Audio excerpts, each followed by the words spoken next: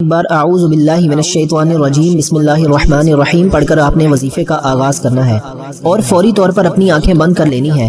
یوں محسوس کیجئے کہ دنیا سے آپ کا تعلق ختم ہو گیا۔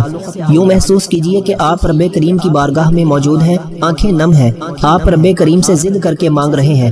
روضہ رسول کی جالیاں آپ کے سامنے ہیں اور آپ نے پہلے نمبر پر جو وظیفہ پڑھنا ہے آپ نے سبحان اللہ کو پڑھنا ہے۔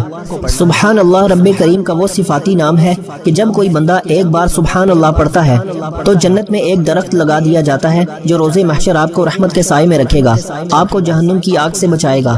اور جب رمضان کے مہینے میں سبحان اللہ کو ایک بار پڑھا جاتا ہے تو جنت میں 70 درخت لگا دیے جاتے ہیں۔ دوستو آپ نے سب سے پہلے نمبر پر سبحان اللہ کو پڑھنا ہے۔ سبحان اللہ جب کوئی بندہ نعمت دیکھتا ہے، رب کی بڑائی بیان کرتا ہے تو سبحان اللہ کہتا ہے۔ جب کوئی بندہ سبحان اللہ کہتا ہے تو رب راضی ہو جاتا ہے، رب کی رضا آ جاتی ہے، اور جب کسی بندے سے رب راضی ہو جائے پھر اس کی ہر حاجت انشاءاللہ پوری ہو جاتی ہے، اس کے تمام مسائل کا خاتمہ ہو جاتا ہے، اس کے راستے سے تمام رکاوٹیں ہٹا لی جاتی ہیں، تمام پریشانیاں ہٹا لی جاتی ہیں اور بندشیں ٹوٹ جاتی ہیں، دنیا کے ہر مقصد میں کامیابی یقینی ہو جاتی ہے جس سے رب راضی ہوتا ہے۔ اور بزرگان دین فرماتے ہیں کہ رمضان کے آخری منگل کے دن صرف 11 بار سبحان اللہ پڑھنے سے رب راضی ہو جاتا ہے۔ اگر آپ بھی رب کو راضی کر کے اپنی ہر بات منوانا چاہتے ہیں، اپنی پسند کا نصیب اور تقدیر لکھوانا چاہتے ہیں، اپنے گھر کے حالات کو بہتر بنانا چاہتے ہیں تو آپ نے سبحان اللہ کو صرف 11 بار پڑھنا ہے۔ توجہ کیجئے گا، سبحان اللہ ایک بار ہو گیا، سبحان اللہ 2 بار ہو گیا، سبحان اللہ 3 بار ہو گیا۔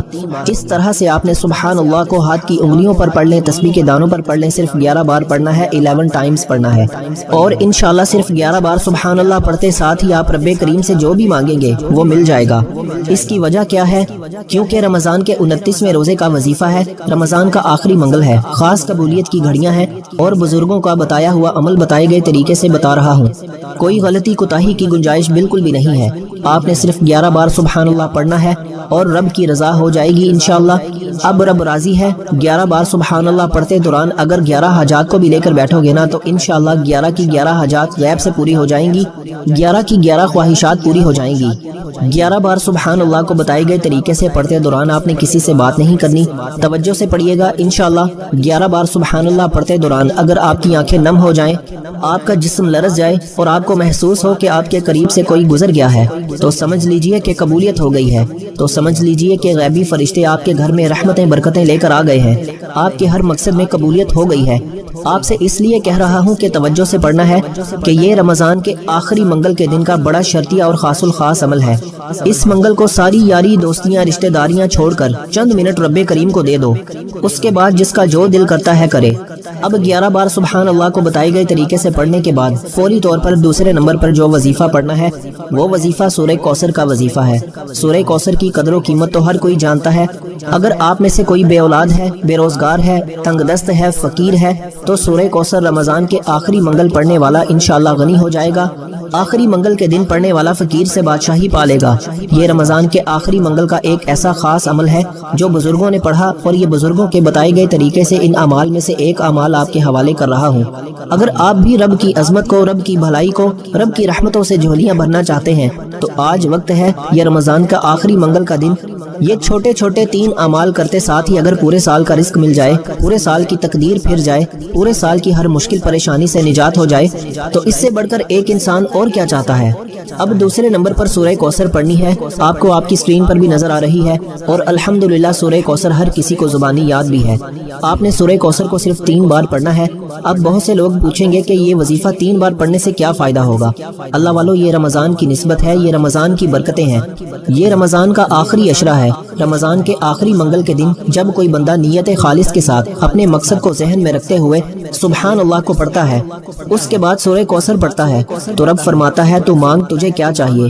سورہ کوثر 3 بار پڑھتے دوران اگر آپ سینکڑوں حاجات کو بھی دل میں مانگ سکتے ہو تو مانگ لیجئے گا، لیکن 3 بار سورہ کوثر کا مطلب یہ نہیں کہ فوراً سے پڑھ کر جان چھڑا لیں۔ 3 بار پڑھنا ہے، ستھرا پڑھنا ہے، ایسا پڑھنا ہے کہ رب راضی ہو جائے۔ آج ہمیں کسی انٹرویو کے لیے کال آ جائے تو ہمارا ہمارا لب و لہجہ بدل جاتا ہے، ہم اچھے سے اچھا بولنے کی کوشش کرتے ہیں کہ سامنے والے کو ہم پسند آ جائیں، سامنے والا ہم سے امپریس ہو جائے۔ اور ظاہری بات ہے جب وہ آپ سے امپریس ہوتا ہے، آپ میں کوئی خوبی دیکھتا ہے تو وہ آپ کو نوکری پر بھی رکھتا ہے۔ آج رب سے مانگنے کا طریقہ بتا رہا ہوں، بزرگوں کا آزمودہ عمل بتا رہا ہوں۔ آپ نے سورہ کوثر کو اتنی محبت کے ساتھ پڑھنا ہے۔ صرف 3 بار پڑھنے کا مطلب یہ ہے، میرا مقصد تو دکھی انسانیت کی خدمت کرنا ہے۔ وہ مستند اعمال آپ تک لے کر آنے ہیں جن کا وجود ہے، جو بے حد آزمودہ اعمال ہیں۔ 3 بار پڑھو، ایسا پڑھو کہ عرش الہی پر بیٹھا رب فرشتوں کو حکم دے کہ میں اس بندے سے راضی ہوں، اور جو بندہ رب کو راضی کرتا ہے پھر اسے دوبارہ زندگی میں کبھی کسی اور وظیفے کی ضرورت ہی نہیں رہتی۔ آپ نے 3 بار سورہ کوثر کو کیسے پڑھنا ہے، سب سے امپورٹنٹ بات یہ ہے، توجہ کے ساتھ سن لیجئے۔ بسم اللہ الرحمن الرحیم، انا اعطیناک الکوثر فصل لربک وانحر ان شأنک ھو الابتر۔ ایک بار ہو گیا۔ بسم اللہ الرحمن الرحیم، انا اعطیناک الکوثر فصل لربک وانحر ان شأنک ھو الابتر۔ 2 بار ہو گیا۔ بسم اللہ الرحمن الرحیم، انا اعطیناک الکوثر فصل لربک وانحر ان شأنک ھو الابتر۔ 3 بار ہو گیا۔ اس طرح سے آپ نے بسم اللہ الرحمن الرحیم کے ساتھ سورہ کوثر کو ہاتھ کی انگلیوں پر پڑھ لیں، تسبیح کے دانوں پر پڑھ لیں، صرف 3 بار پڑھنا ہے، اور انشاءاللہ صرف 3 بار بسم اللہ الرحمن الرحیم کے ساتھ سورہ کوثر پڑھتے ساتھ ہی آپ رب کریم سے جو بھی مانگیں گے انشاءاللہ اگر میرے رب نے چاہا تو وہ آپ کو مل کر ہی رہے گا۔ آج کا دن مانگنے کا دن ہے، آج کی رات مانگنے کی رات ہے۔ آج 29 رمضان منگل کے دن ایک ایسا عمل آپ کے حوالے کر رہا ہوں، اگر کوئی بندہ رب کے کمالات کو کھلی آنکھوں سے دیکھنا چاہتا ہے، غیبی فرشتوں کی مدد کیا ہے، ہر کوئی سنتا ہے کہ رب جب دیتا ہے تو چھپڑ پھاڑ کر دیتا ہے۔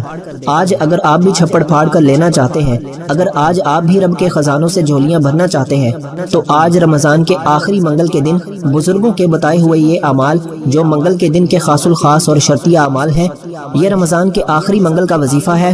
یہ موقع بار بار نہیں آئے گا۔ اگر آج یہ وظیفہ، آج یہ دن لاپرواہی کوتاہی میں چھوڑ دیا تو پورا سال پچھتانا پڑے گا، اور پچھتاوے سے بہتر ہے کہ رمضان کے آخری منگل کے ساتھ محبت اور عقیدت کے ساتھ سبحان اللہ اور انا اعطیناک الکوثر کا یہ خاص وظیفہ بتائے گئے طریقے سے پڑھتے ساتھ ہی فوری طور پر آج کا تیسرا اور آخری وظیفہ، جس کے بغیر یہ عمل نامکمل ہے، جس کے بغیر یہ وظیفہ مکمل ہو ہی نہیں سکتا۔